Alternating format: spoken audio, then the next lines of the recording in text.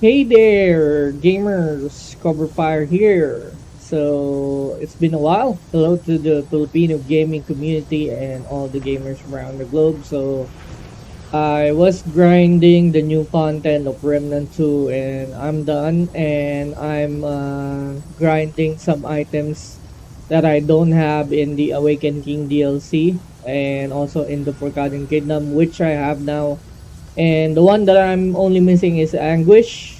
So, by the way, this is another build guide video. So, before we go through it, up top is my YouTube channel, and on the lower right is my Facebook public gaming page. So, if you want to check out my YouTube channel, below the subscribe overlay on the upper left is the hyperlink. Just type that to your browser address bar, and I have three requests from you when you visit the YouTube channel. One, uh, there's about 60, 70 plus videos there. It's already arranged by popularity and it has playlists. So just choose one, watch it for 5 minutes so it will count as a view.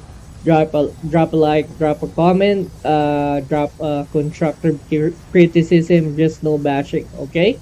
Then two, hit the subscribe button, and then three, hit the notification bell for more content like this one. Again, we're back at it, Remnant 2.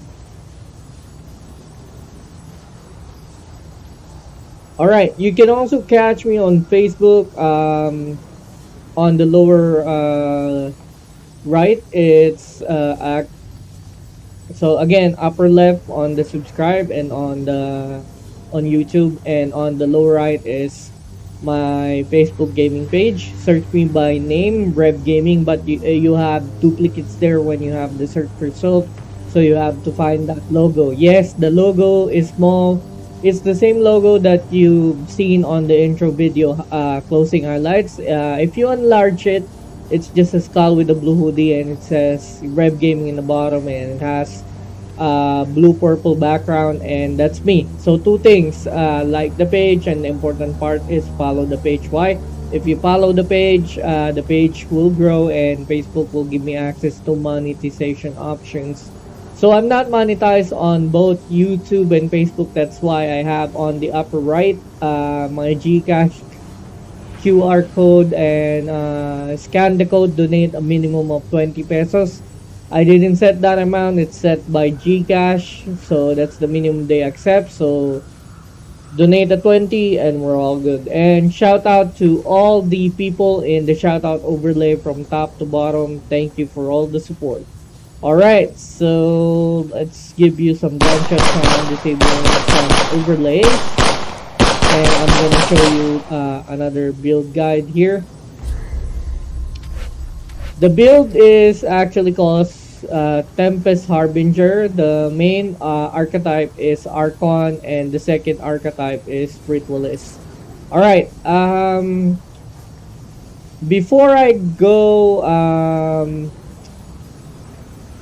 to my build, I'm gonna explain the another version of it for those who have perfect dodging in Apocalypse, and for those who play on lower difficulties such as Nightmare, Veteran, or Normal mode. Alright, so before anything else, let's explain the archetype primary skills.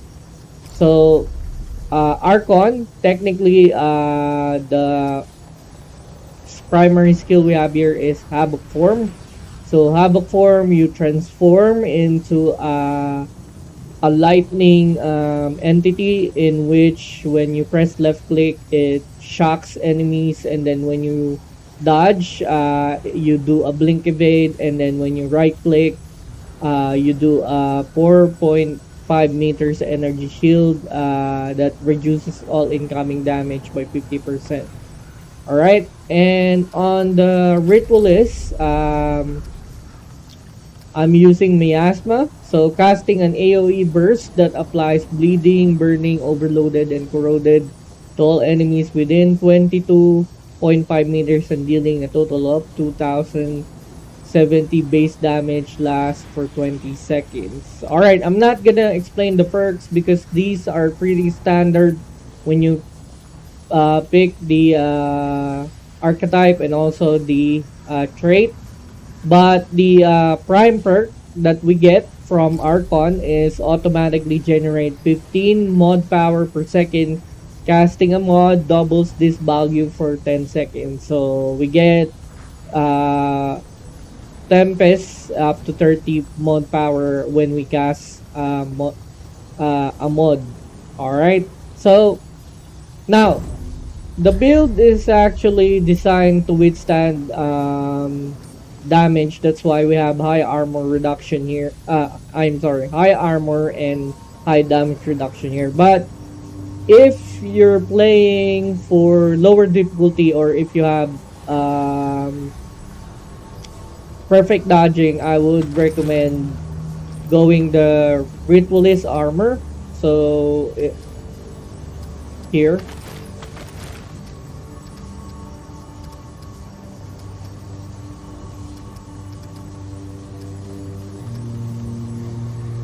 it's the Zealots set.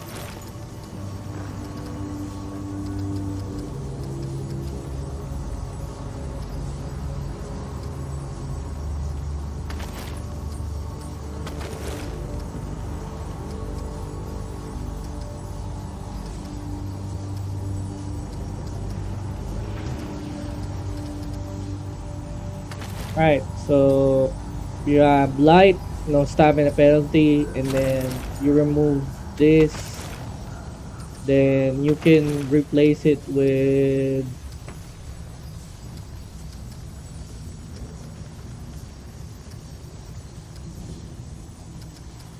skill duration. So skill duration here. From cooldown, skill damage, and skill duration. Then you can replace this Twisted Idol with either Energized Neck Coil. This would do Fragrant Thorn, and there is another one, Dead Soak Idol. So it's up to you. So you can do this, you can go Dead Soak, or you can go Fragrant Thorn. Alright. I do not recommend the Fanatic band because it does increase the status effect damage by 25%, but reduces the effect duration to 65%, and it's like it only lasts up to 3 to 5 seconds, so I don't recommend that. Alright, so you can do Fragrant Thorn, Blood Soak, Dead Soak Idol, or Energized Neck Coil if you're going on a lighter build, if you have perfect dodge. So that's up to you. But we're basically not going for that route because I'm playing Night Apocalypse. So for Apocalypse, it's a standard for Leto Mark II, and it's my standard to add Mythic Armor Effectiveness, and then Mythic Skill Cooldown, Mythic Skill Damage, and then Twisted Idol is a standard for me for Armor Effectiveness by 35%. So if you notice, we have 67% total of damage reduction. So for the ring, Shadow Misery increases status effect damage by 15%. Ring of Grace, taking enemy damage causes 15% of maximum health to regenerate over 10 seconds. So this is your health regeneration ring, which is required on Apocalypse. And then Black Pawn Stamp reduces cooldown of skill by 10%. But if you have Burden of the Stargazer, I would recommend that. It's much better because you get 15% cooldown reduction, but it uses health. So, which is okay because Ring of Grace would always heal you every time you take a damage. So since I don't have the Burden of the Stargazer yet, I don't use Black Pawn Stamp. It reduces skill cooldown by 10%. And then Burden of the Rebel reduces relic use speed. Again, we're not gonna use the relic if we're using Tranquil Heart because it has a passive 2 health regeneration per second already, unless it's really really emergency. So that's the time that you only use the mythic skill damage. I'm sorry, the tranquil heart. So again, the fragment for Apocalypse, mythic armor effectiveness, skill cooldown, and skill damage. All right, and then burden of the rebel reduces skill cooldown by 15% at the expense of reduce relic use speed by 25%, which we don't really use the relic on this build. Alright, now for the weapons, I have Sparkfire Shotgun plus 20.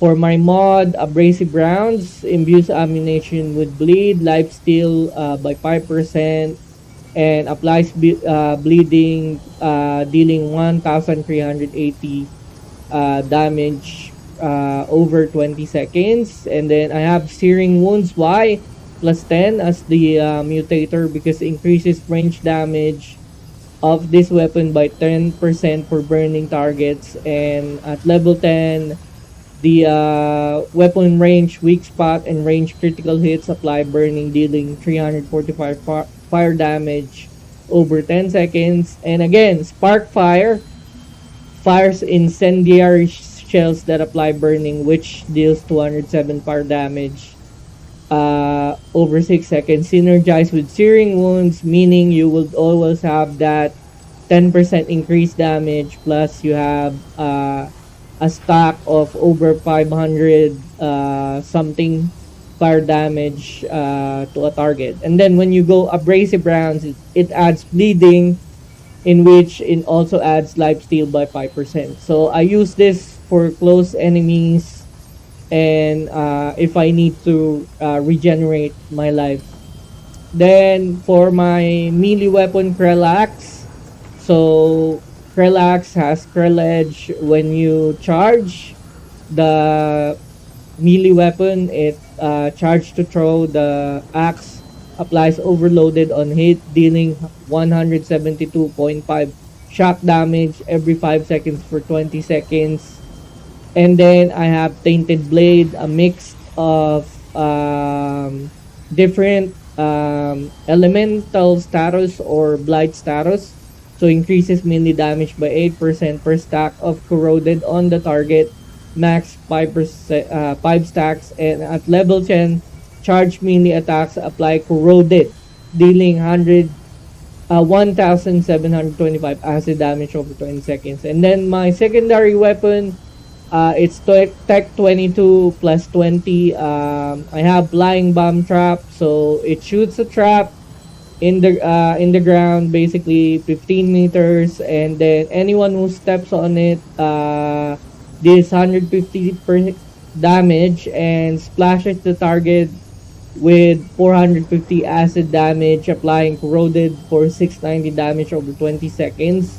And I have Twisting Wounds to mix up the status damage, because more status damage meaning we have more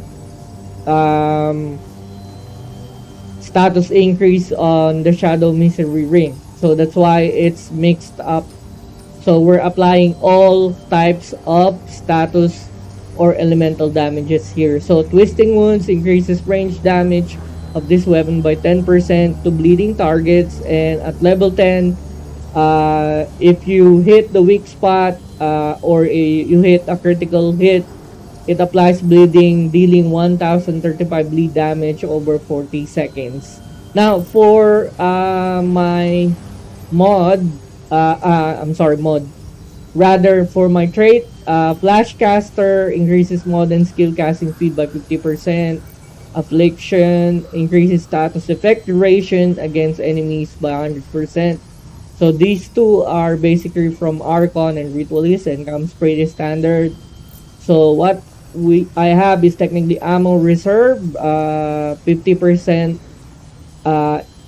reserve ammo in the magazine, and basically next is Fortify, increase armor effectiveness by 50%, is standard on people like me who play on Apocalypse and don't have a perfect dodge. I only have advanced dodging, meaning I can only dodge 1 to 2 hits on the enemy, and usually I get hit by on the third. Regrowth increases health regeneration by 1.5. So we have 3.5 in working in synergy with Tranquil Heart. Vigor increase max health by 30. Endurance increase max stamina by 30. Spirit mod power generation increased by 20%. Expertise reduces skill cooldown by 20%, which we need because we need to spam miasma, and on when we're in a pinch we need havoc form.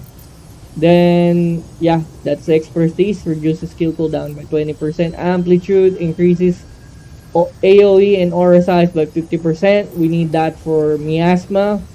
And bark skin reduces all incoming damage by 10%. So that's the build, guys. So basically, you know what to do if if you have perfect dodging. You can go for the Ritualist armor and go for 3 different types of amulet, which would be Dead Soak Idol, increase all damage by 6% for each entity within 20 pinners suffering from unique negative effect status. Energized Neck Coil increases status effect damage by 20% directly applying a damaging status enemy, creates a 3 meters explosion for 20% of its full damage and can occur every 5 seconds. And then Fragrant Thorn increases status effect damage by 20%. If inflicting 4 or more unique negative status on a target, applies expose, and exposed targets gets 15% more damage. Alright, so that is the alternative builds for you. Alright, and basically I will be showing you the gameplay. Let's just save on this checkpoint. From what I know, there is a boss fight here.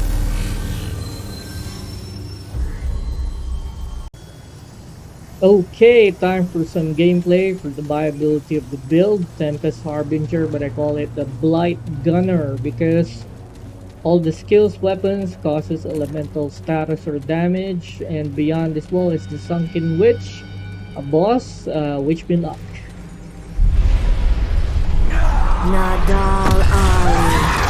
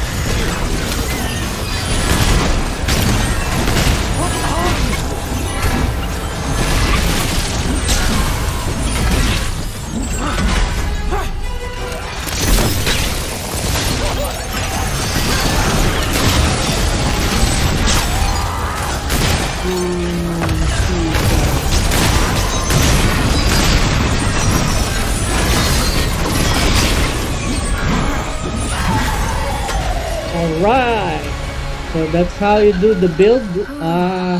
Be mindful of the skill rotation and gun rotation, by the way. All right.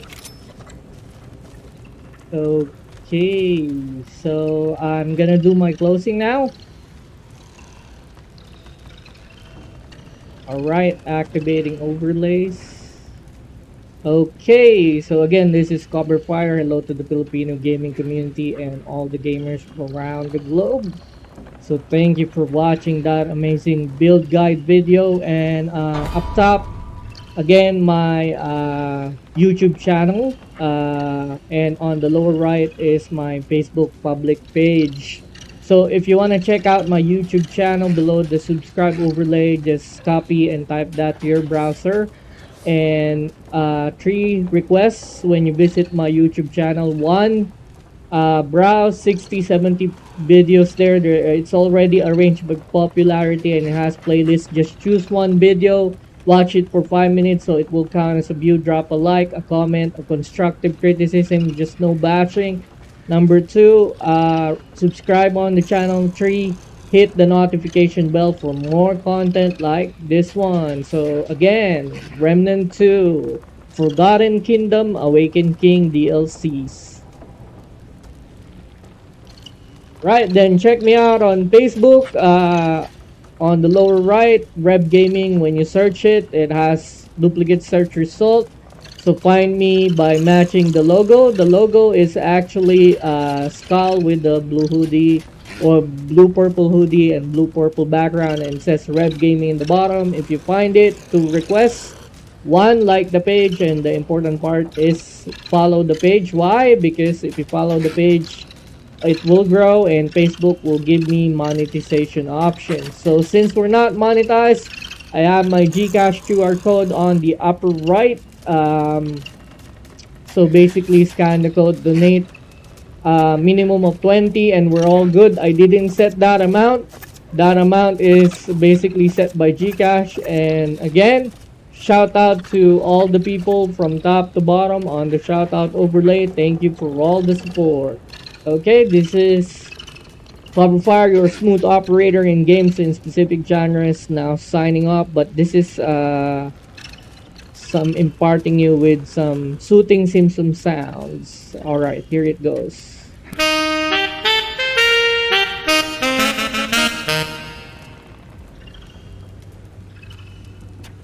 Bye!